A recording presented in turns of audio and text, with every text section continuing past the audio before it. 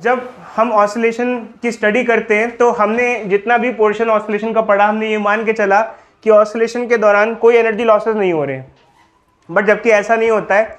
जब कोई body oscillation करती है तो धीरे धीरे ऑसिलेशन होते होते उसकी एनर्जी सराउंडिंग्स में चली जाती है। जैसे पेंडुलम ऑसिलेट होता है तो धीरे धीरे उसका एम्पलीट्यूड कम होता जाता है। कोई बच्चा बताएगा ऐसा क्यों होता है? जब पेंडुलम ऑसिलेट होता है तो धीरे धीरे उसका एम्पलीट्यूड कम होता जाता है, क्योंकि इसके आसपास की जो एयर है उसकी एनर्जी को ले लेती है। आसपास की जो एयर है, एयर फ्रिक्शन, तो धीरे धीरे बॉडी अपनी ऑसिलेशन में एनर्जी लूज करती जाती है। और एनर्जी लूज करते करते करते करते करते एनर्जी लूज करते करते करते एक टाइम पर वो बिल्कुल ही रुक जाती है। इसे कहते हैं डैम्पिंग। क्या कहते हैं बच्चे? डैम्पिंग। डैम्पिंग का मतलब क्या होता है? कोई बॉडी ऑसिलेटिंग बॉडी है, जब एनर्जी लूज कर रही है तो कुछ टाइम बाद वो रुक जाएगी, ये डैम्पिंग कहलाता है। डैम्प्ड ऑसिलेशन की डेफिनेशन बच्चे आप याद कर सकते हो, प्रॉपर डेफिनेशन याद कर लेना एग्जामिनेशन पॉइंट ऑफ व्यू से। इसके न्यूमेरिकल वगैरह इतना सीबीएसई में पूछे नहीं जाते, तो अभी आप इस पर ध्यान ज़्यादा मत देना। एंट्रेंस वगैरह में फिर भी आपको थोड़ा सा देखना पड़ेगा। फोर्स ऑसिलेशन क्या होता है बच्चे? फोर्स ऑसिलेशन क्या होता है बच्चे? एक्चुअली क्या होता है, एक होता है नेचुरल ऑसिलेशन, एक होता है फोर्स ऑसिलेशन। नेचुरल ऑसिलेशन मतलब कि आपने एक पेंडुलम लिया, उसको छोड़ दिया ऐसे डिस्प्लेस करा के, तो वो अपने आप ऑसिलेट जो कर रहा है, इसे नेचुरल ऑसिलेशन कहते हैं। जब आप किसी बॉडी को नेचुरली ऑसिलेट करने के लिए छोड़ देते हो, उसे नेचुरल ऑसिलेशन कहते हैं। नेचुरल ऑसिलेशन में बॉडी का जो टाइम पीरियड होता है वो उसकी कॉन्फ़िगरेशन पर डिपेंड करता है। जैसे कोई पेंडुलम है, उसका टाइम पीरियड क्या होता है? 2π√L/g। तो अगर आप किसी पेंडुलम को डिस्प्लेस करा के छोड़ते हो तो उसका टाइम पीरियड किस पे डिपेंड करता है? उसकी लेंथ पे। और प्लैनेट की किस पे डिपेंड करता है? एक्सेलरेशन पे। तो नेचुरल ऑसिलेशन में टाइम पीरियड जो उसकी कॉन्फ़िगरेशन है उस पर ही डिपेंड करता है। बट अगर आप मान लो किसी आप पेंडुलम को अपने हाथ से ऑसिलेट कराने लग जाओ, इसे क्या कहेंगे? फोर्स्ड, क्योंकि आप कंट्रोल कर रहे हो पूरा का पूरा। उसमें आप टाइम पीरियड अपने हिसाब से चेंज कर सकते हो, जल्दी जल्दी ऑसिलेट कराना है, स्लो कराना है, तो इसे ऐसी ऑसिलेशन को फोर्स ऑसिलेशन कहा जाता है, जिसमें हम खुद कंट्रोल कर रहे होते हैं। नेचुरली उसको ऑसिलेट करने के लिए छोड़ते नहीं है कि डिस्प्लेस करा के छोड़ दिया तो नेचुरल ऑसिलेशन, खुद फोर्सली डिस्प्लेस करा रहे हो उसको, तो उसे कहते हैं फोर्स ऑसिलेशन। फिर बच्चे एक कॉन्सेप्ट आता है रेजोनेंस का। अब रेजोनेंस क्या होता है बच्चे? एक्चुअली क्या होता है, जैसे मान लो ये बच्चा है अनिरुद्ध, इसकी आंखें काफी मोटी मोटी सी हैं, जैसे लाल हो गई, कुछ और नहीं बच्चे, चलो खैर। ये मान लो ये बच्चा है, ये झूले पे झूल रहा है। तो मेरे पास ऐसे तो नहीं है। अभी कोई नहीं बच्चे, इधर देखो, वो झूला है कौन सा वाला? वो जो झूलते हैं ना, स्विंग वाला, स्विंग। तो मान लो ये जब स्विंग में क्या होता है, एक चढ़ा एकदम से अपने आप को डिस्प्लेस करा के छोड़ दिया, तो ये नेचुरली ऑसिलेट कर रहा था मान लो। फिर क्या हुआ, इसके एक पीछे फ्रेंड खड़ा था, इसने कहा यार जब मैं ऑसिलेट करूं तो साथ साथ में मुझे धक्का लगाते जाना, ताकि मेरा एम्पलीट्यूड क्या होता जाए? बढ़ता जाए।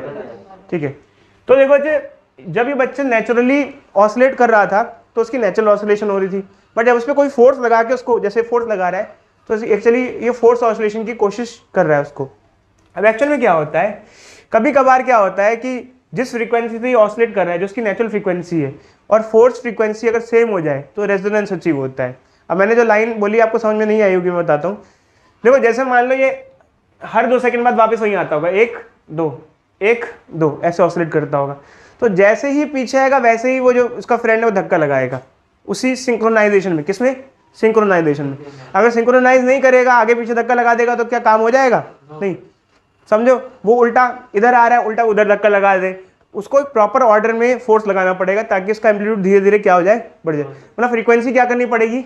मैच करनी पड़ेगी, आपस में तालमेल बनाना पड़ेगा। हाँ बताते हैं बच्चे, तालमेल बनाना पड़ेगा। तो एक्चुअली अगर तालमेल नहीं बनेगा तो एम्पलीट्यूड बढ़ घट कुछ भी हो सकता है, बट अगर तालमेल बना रहेगा तो इससे उसका एम्पलीट्यूड धीरे धीरे बढ़ता जाएगा और बढ़ते बढ़ते बहुत ज़्यादा हो जाएगा। फिजिक्स की लैंग्वेज में हम कह सकते हैं कि इन्फिनिटी तक चला जा सकता है, मतलब बहुत ज़्यादा हो सकता है। तो ऐसे कंडीशन में हम रेजोनेंस अचीव करते हैं जब बॉडी की जो ऑसिलेशन की नेचुरल फ्रीक्वेंसी है, जैसे मान लो हर 2 सेकंड में वापस आता है, और जो बाहर बंदा खड़ा है वो भी 2 सेकंड में उस पर क्या लगा रहा है? फोर्स लगा।